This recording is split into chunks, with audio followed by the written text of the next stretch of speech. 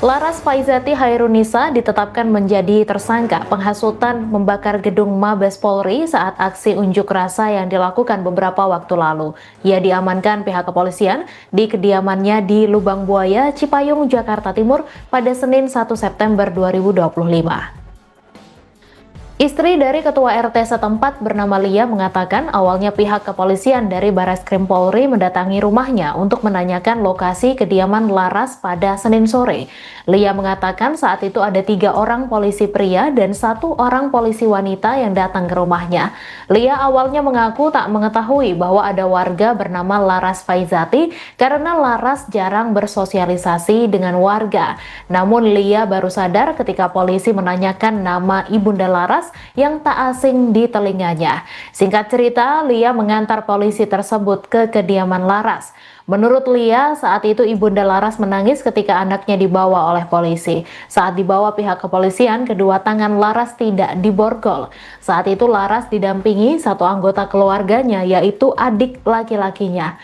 Lia mengatakan Ibunda Laras menangis saat anaknya dibawa polisi dan berpesan agar tetangga yang lain jangan sampai mengetahui kejadian tersebut.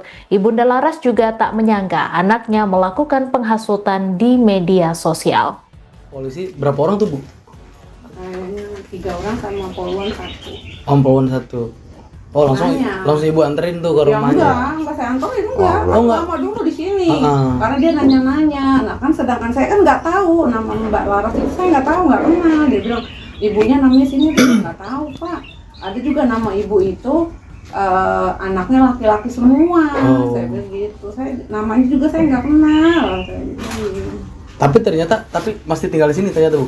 Masih. Cuman emang saya juga nggak tahu kalau ternyata itu nama itu ada di sini gitu, karena emang saya nggak tahu ya, walaupun saya kenal sama ibunya tapi anak-anaknya saya nggak tahu gitu kan.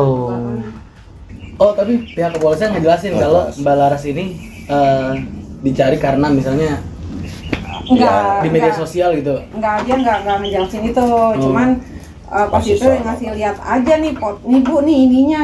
Aduh, kok saya juga agak kenal, saya kira itu foto artis. Saya nggak. Berarti kalau pas kemarin itu Ibu ngelihat pas lagi istilahnya Mbak Laras dibawa sama polisi, sampai dibawa polisi ngelihat tapi dia sama adenya. Oh, ditemenin. Adenya ikut. Adenya ikut di mobil polisi istilahnya gitu ya. Iya.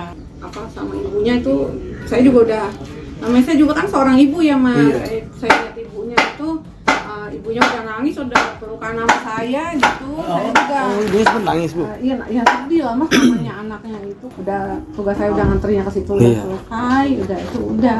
Jadi saya nggak lihat lagi itu Mbak Laras dibawa. Iya. Ibunya nggak bilang apa-apa tuh sama Bu RT? Iya, cuma terima kasih ya, Bu, misalkan udah diantri tadi bapaknya kemari gitu kan. Ada anak muda ya, mungkin dia apa sih